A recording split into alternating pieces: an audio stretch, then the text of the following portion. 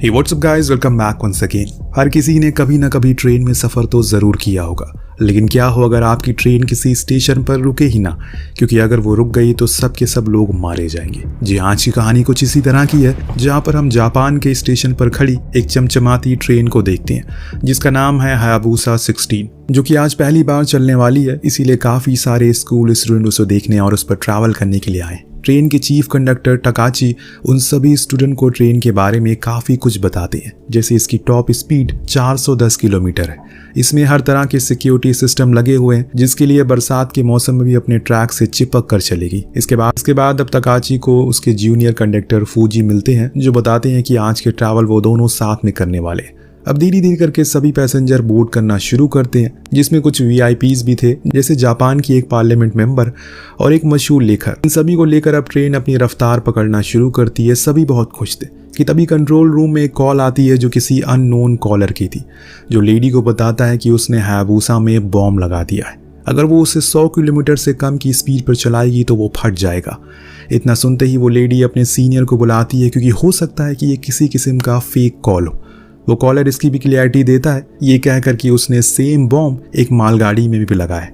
अगर वो 5 किलोमीटर से कम की स्पीड पर चली तो अपने आप फट जाएगी। अब किसी को भी यकीन नहीं होता उसकी बातों पर, फिर भी ये लोग तसल्ली के लिए स्टेशन मास्टर को कॉल लगाकर हाल पूछते हैं, क्या वो मालगाड़ी रुक गई? तो वो कहता है कि हाँ, बस ब्रेक लगने ही वाली है, कि तभी वो बम फट जाता है, जिसकी आवाज़ यहाँ बैठे सभी लोग सुन लेते हैं। सभी को यकीन हो जाता है कि वो अनजान आदमी की बातें सच थी, और इसीलिए सबसे पहले तो ट्रेन के लोको पायलट को अलर्ट कर दिया जाता है कि आने वाले स्टेशन पर वो ना रुके और अपनी ट्रेन की ऑटो ब्रेकिंग सिस्टम को भी ऑफ कर दे, और सबसे अहम बात, अपनी स्पीड को 100 किलोमीटर से नीचे रखे। हालांकि लोको पायलट इसकी वजह पूछती, लेकिन अभी ये लोग किसी को भी इस बारे में नहीं बताना चाहते। पर जब पुलिस चीफ ने उस मालगाड़ी के विस्फोट की वीडियो देखी तो वो फौरन भाग कर यहाँ आए और सारी चीज़ों की जानकारी ली और बताया कि ट्रेन की स्पीड देखो 120 किलोमीटर तक ही रखो, हो सकता है कि वो बम वाइब्रेशन से फट जाए।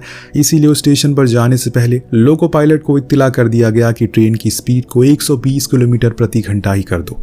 तो वहीं उस आने वाले स्टेशन पर खड़ी सभी ट्रेनों को दूर कर दिया जाता है। जो अभी लोग खड़े थे उन्हें वहां जाने को कहा जाता है, ताकि उस ट्रेन को यहां से गुजरने में किसी भी किस्म की परेशानी ना हो। तो अब बात आती है अंदर बैठे हुए पैसेंजर की, जिनसे झूठ कहा गया कि आने वाले स्टेशन पर रुकने की उन्हें क्लियरेंस नहीं मिली है, इसीलिए वो सीधा अपने 2 स्टेशन के बाद ही स्टॉप लेंगे। अब सबने थोड़ी देर सोचा कि ऐसा क्यों हुआ, फिर बाद में सब कुछ नॉर्मल हो गया, क्योंकि मोस्टली लोग सीधा टोक्यो जाने के लिए ही बोर्ड कर रहे थे। कंट्रोल रूम में फिर से उसी अननोन कॉलर की कॉल आती है, लेकिन इस बार हेड खुद कॉल उठाते हैं ताकि वो सही से बात कर सके। लेकिन कॉलर तो सीधा अपनी डिमांड कर देता है, वो भी पूरे 100 मिलियन युआन की। अगर उन्होंने उसे वो ट्रांसफर कर दिए तो वो इस बम को डिफ्यूज कर देगा, वरना ये ट्रेन हमेशा के लिए चलती ही रह जाएगी। और इतने में वहां पर प्राइम मिनिस्टर का स्पेशल एडवाइजर आ जाता है, क्योंकि बुलेट ट्रेन में बम ये न्यूज सुनते ही पीएम ने फौरन ही उसे यहाँ भेज दिया ताकि सब कुछ जल्दी से सॉल्व हो जाए। अब वो आने पर सभी को अपने साफ शब्दों में कह देता है कि हम उस कॉलर से किसी भी तरह का कोई नेगोशिएशन नहीं करेंगे, इसीलिए सबसे पहले लोको पायलट और पैसेंजर को सब कुछ सच सच बता दो।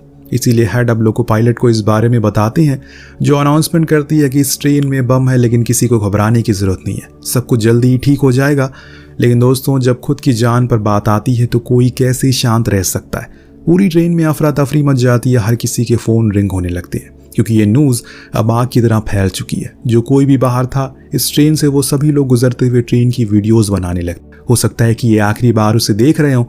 धीरे धीरे ये तनाव बढ़ता ही जा रहा था, क्योंकि लोग अब पैनिक करने लगे हैं, खासकर वो स्टूडेंट जिन्हें अब घबराहट होना शुरू हो गई है। टकाची उन सभी को शांत कराता है और हिम्मत बनाए रखने को कहता है।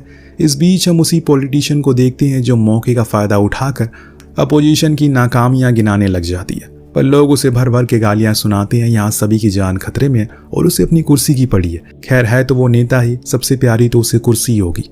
वेल, कहानी आगे बढ़ती है और हमने देखा कि चीफ सेक्रेटरी ऑफ जापान ने कॉन्फ्रेंस रखी है, और उसमें वो कहते हैं कि वो किसी आतंकवादी से कोई भी तरह का कोई नेगोशिएशन नहीं करेंगे और पूरी कोशिश करेंगे कि अपने लोगों को जितनी जल्दी हो सके फ्री करवा दें। पर यह चीज़ वो कॉलर देखता है तो गुस्से में लाल हो जाता है और कॉल करके इन्हें कहता है कि तुम लोगों ने उन्हें पैसे की बात क्यों नहीं बताई। अब ये कुछ जवाब दे पाते कि तब उस कॉलर के इंटरनेट पर खुद ये लीक कर दिया कि उसे 100 मिलियन युआन चाहिए, जिसके बाद ही उस बम को वो डिफ्यूज करेगा। अब ये खबर इतनी तेजी से फैलती है जितनी तेजी से सैयारा मूवी की हाइप फैली है। पैसेंजर ये देखकर और डर गया, वो इतने पैसे कहाँ से लेकर आएंगे। तब तक ये लोग इस मुसीबत से जूझ ही रहे। तभी कसाकी जो मैनेजर था उससे पता चला कि जिस लाइन पर हायाबुसा चल रही है उस लाइन पर आगे एक खराब ट्रेन खड़ी है। उसी लाइन की दूसरी तरफ से दूसरी ट्रेन आ रही है। अगर उन्होंने समय रहते ही लाइन चेंज नहीं करी तो दोनों ट्रेन टकरा सकती है, जिसमें भयानक हादसा हो सकता है। तो यहाँ कसाकी खुद का दिमाग लगाता है और लोको पायलट को ट्रेन की स्पीड को 105 किलोमीटर करने को कहता है और जो सामने से आ रही ट्रेन थी उसकी स्पीड को बढ़ाकर 310 करने को कहता है। लेकिन अभी भी बात नहीं बनी, इसीलिए उसने 105 से 102 करने को कहा। पर हड़बड़ी में लोको पायलट ने 102 की जगह 101, लेकिन यहाँ इसी कुछ ही मिली सेकेंड की वजह से उन दोनों की ट्रेन हल्की सी टकराती है। लेकिन इससे ज्यादा नुकसान नहीं हो पाएगा और लाइन चेंज हो जाती है। लेकिन इससे काफी तेज झटका आता है जिससे सभी पैसेंजर और उनके सामान इधर उधर गिर चुके थे।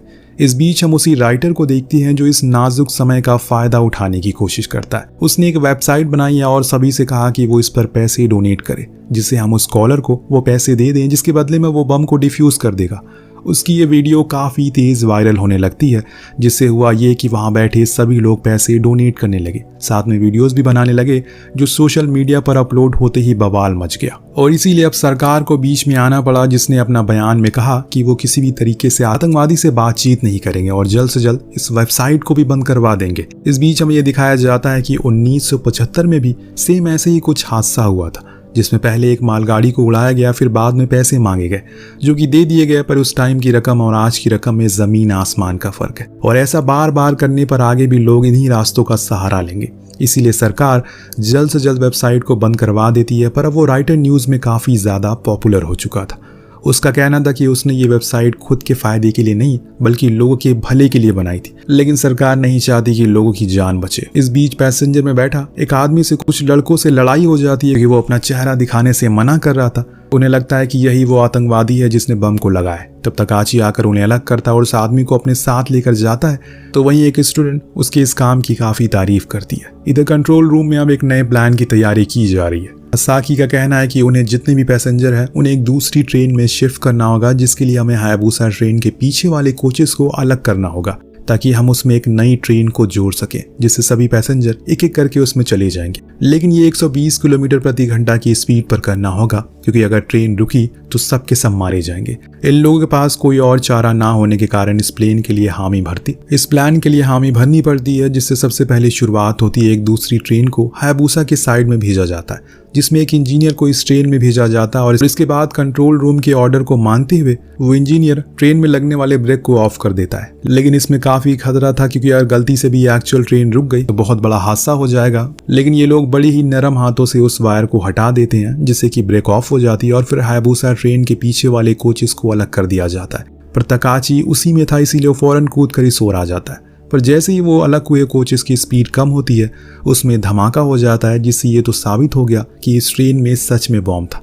पर वो एक नहीं बल्कि सभी कोचेस में लगाए हुए। अब जैसे ही वो कोचेस अलग हुए, इधर स्टेशन से रेस्क्यू ट्रेन को भेज दिया गया, जिसमें सभी पैसेंजर को भेजा जाएगा। लेकिन ये काम जितना देखने में आसान था, करने में उतना ही ज्यादा मुश्किल था। खैर, अब यहाँ वो रेस्क्यू ट्रेन उनके पीछे आती है, तब वर्कर काफी प्लानिंग के साथ इन दोनों ट्रेन के बीच में एक प्लेटफॉर्म बनाते हैं, जिसमें एक एक करके उन सभी पैसेंजर को इस ओर से उस ओर लाया जाता है, जिसमें वो पॉलिटिशियन और वो राइटर भी मौजूद था। लेकिन इस बीच कुछ लड़के आते हैं इस रेस्क्यू ट्रेन में जो कि बुरी तरह घायल थे, क्योंकि उन्हें उसी आदमी ने मारा था जिसको उन्होंने पहले मारा था। उसका कहना है कि वो उसी ट्रेन में रहेगा। तभी टीचर को ख्याल आता है कि उनकी एक स्टूडेंट भी उसी में रह गई है।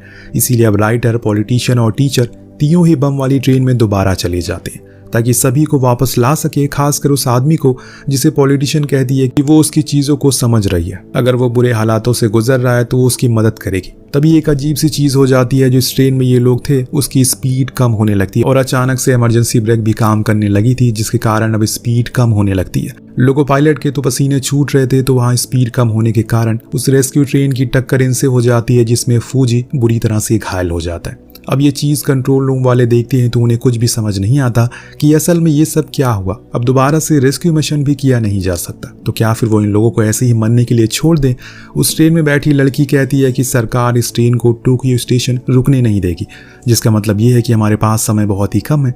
उधर यही बात कंट्रोल रूम में भी चल रही थी, बस कुछ ही देर में टोक्यो स्टेशन आने वाला है, उन्हें कुछ ना कुछ तो करना ही होगा। तो एडवाइज़र कहते हैं कि हमें ट्रेन को रोक देना चाहिए। उसके बाद सुन हसाकी और उसके बीच में हाथापाई छिड़ जाती है, क्योंकि वो नहीं चाहता किसी भी पैसेंजर की जान जाए। हर कोई उन्हें अलग करता है और माहौल को शांत करता है। इधर ट्रेन में बैठी सुजुकी नाम की स्कूल गर्ल को हम देखते हैं जो अपने पिता से बात करने के लिए बाहर आती है। दरअसल उसके पिता एक वेटरन सोल्जर थे जिन्होंने 1975 में उस आतंकवादी को मारा था, इसीलिए सभी उनकी काफ़ी इज्जत करते हैं। अब जब सुजुकी अपने पिता को उस पर बीत रहे हालातों के बारे में बताती है तो उन्होंने कहा कि उसी आतंकवादी के किसी साथी ने मुझसे बदला लेने के लिए मेरी ही बेटी के ट्रेन में बम लगाया, पर सुजुकी को ऐसा नहीं लगता। दोस्तों, अब यहाँ खुलने वाला इस कहानी का असली राज। सुजुकी अपने पिता से कहती है कि ये बम किसी और ने नहीं बल्कि उसने खुद लगाया, जो सुन उसके पिता अपनी कुर्सी से खड़ी हो गए। उनका कहना था कि वो उनकी इन झूठी बातों से तंग आ चुकी है। उस दिन वो आतंकवादी खुद के हाथों से मारा गया था, ना कि उन्होंने मारा, पर उन्होंने सबसे झूठ कहा और मुझे भी हमेशा झूठ ही कहते रहे। मैंने उसे मारा है, आपकी वजह से मैंने अपना पूरा बचपन झूठ में बिताया, उसकी सजा अब आपको मिलेगी। और इतना कहते ही उनके घर में एक जोरदार धमाका होता है जिससे वो मारे जाते हैं। मतलब सुजुकी ने अपने ही पिता को मार डाला। अब बाहर आकर उसने सभी के सामने ही अपनी सच्चाई बता दी और फिर सीधा कंट्रोल रूम में खुद के फोन से कॉल लगाया, जो कि उसी फोन पर रिंग हुई जिस पर अभी तक कॉलर का फोन आ रहा था, यानी कि वो सुजुकी ही थी। ये तो सच हो गया कि अब वो उन सभी को अपनी सच्चाई बता देती है और कहती है कि अगर आप लोग चाहते हैं कि ये सब बंद हो जाए और बम डिफ्यूज हो जाए तो यहाँ मौजूद लोगों में से किसी एक को मुझे मारना पड़ेगा, क्योंकि मेरे दिल में एक मॉनिटर लगा है मेरी बीमारी की वजह से, जो मेरी हार्ट बीट को चेक करता है। जैसे ही वो रुक जाएगा ये सब ठीक हो जाएगा। इतना कहने के बाद उसे फोन को काट दिया और तब तक इन लोगों को सुजुकी के पिता के घर में हुए धमाके के बारे में भी पता चल जाता है। तो अब उन्हें पूरा यकीन हो गया है कि वो सच कह रही है, इसीलिए वो उसके डॉक्टर से बात करने के लिए भी जाते हैं, जो सब कुछ बता देते हैं कि उसने कौन सी बीमारी है। लेकिन उसने जो कुछ भी किया वो एक इंसान की बस की बात नहीं हो सकती, इसमें और भी लोग होंगे जो उसकी मदद कर रहे हैं। तो वहीं ट्रेन में अब सुजुकी एक किनारे पर जाकर चुपचाप बैठ जाती है, जो देख उसके पास स्कूल टीचर आए और उससे पूछा कि आखिर वो ये सब क्यों कर रही है। सुजुकी ने जवाब में कहा कि वो लोगों की झूठी बातें और झूठे चेहरे देखकर थक चुकी है। यहाँ तक कि उसके पिता उसे सालों से झूठ कहते हुए आ रहे हैं, इसीलिए अब सभी के असली चेहरे सामने वो लाना चाहती है, जो कि अब धीरे धीरे करके आ भी रहे हैं। इस दौरान हमें पता चलता है कि गवर्नमेंट ने लाइन को आगे बढ़ाने की इजाजत नहीं दी, यानी कि अब ट्रेन सिर्फ टोक्यो स्टेशन से कुछ दूर तक ही जा सकेगी, उससे आगे तक नहीं। यानी कि अब पूरा खेल खत्म हो चुका है। अब समझिए कि कोई करिश्मा ही हो जो इन्हें बचा सकता है। इधर इन्वेस्टिगेशन ऑफिसर सुजुकी के इंस्टा हैंडल को चेक करता और इसमें उसे काफी डिप्रेसिंग पोस्ट डाली हुई थी, जिससे ये साबित हो जाता है कि वो काफी डिप्रेस थी। लेकिन इतने सालों में वो एक शख्स से बात कर रही थी जिसने उसे बम बनाना सिखाया, और इसीलिए अब ये लोग फौरन उसे जाकर पकड़ लेते हैं।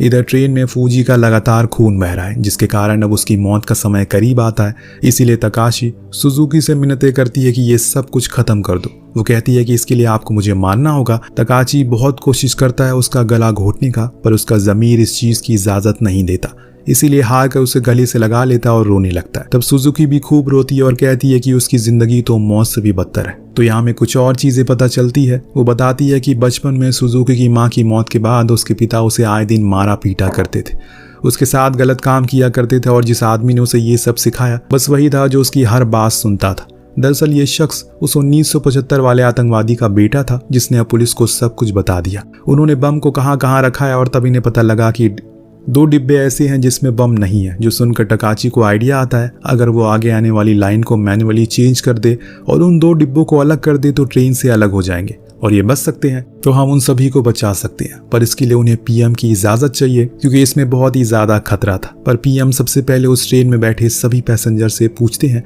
क्या वो इसके लिए तैयार हैं, तो उन सभी ने हामी भर दी। फिर उस लाइन वाले एरिया को हाई अलर्ट पर कर दिया, क्योंकि ये सब कुछ ही सेकंड में होगा, तो उन्हें तैयार रहना होगा। ट्रेन को ऑटो पायलट पर फिक्स कर दिया जाता और जैसे ही वो उस लाइन पर पहुंचती है उसे चेंज कर दिया जाता है, जिससे पीछे वाले डिब्बे की स्पीड के कारण डिरेल हो जाता और आगे वाले डिब्बे फ्री होकर अकेले ही आगे जाने लगते हैं, जिससे उनकी स्पीड कम हो जाती है और वहीं ब्लास्ट हो गए। पर ये दोनों डिब्बे सब कुछ तोड़फोड़ करके आगे की ओर आते चले गए और फिर एक समय पर रुक जाते हैं। सभी रेस्क्यू वाले उस ओर भागते हैं। इधर कंट्रोल रूम में सन्नाटा था, क्या कोई जिंदा भी होगा कि नहीं, क्योंकि अभी तक इन्हें ना ही किसी की रोने की आवाज आई ना किसी के चिल्लाने की, बस खामोशी थी चारों ओर। तभी इन्हें एक आवाज सुनाई दी और देखा गया कि सब के सब लोग जिंदा है, जिससे कंट्रोल रूम में खुशी की लहर दौड़ पड़ती है। अब फौरन फूजी को हॉस्पिटल लेकर जाया जाता है, तो वहीं सुजुकी से चीफ पूछते हैं क्या उसे किसी बात का अफसोस है। वो कहती है कि ये दुनिया बहुत ही गंदी और मतलबी है, इसीलिए किसी को भी जीने का कोई हक नहीं है। ये सुनकर वो उसे 100 मिलियन युआन की डोनेशन दिखाते हैं, जो कि इस दुनिया के लोगों ने पूरी कर दी थी। इस संसार में कई अरब लोग का वास है और हर कोई इंसान है, बस फर्क इतना है कि दुनिया को देखने का नजरिया सबका अलग है। आपके जाल में मछली नहीं फंसी तो इसका मतलब ये नहीं कि तालाब में जीवन है ही नहीं, क्या पता आपके जाल में छेद हो। अपना नजरिया बदलिए, सब कुछ बदल जाएगा। सुजुकी अगर चाहती तो सब कुछ ठीक कर सकती थी, पर उसने गलत रास्ता चुना। उसने जो भी किया वो बहुत गलत था, और उन बाकी के लोगों की उसमें क्या गलती थी जिसकी आज जान सिर्फ उसकी वजह से जाने वाली थी। और इसी के साथ ये कहानी यही खत्म हो जाती है। मिलते हैं अगले वीडियो में। Thank you so much watching. Peace out.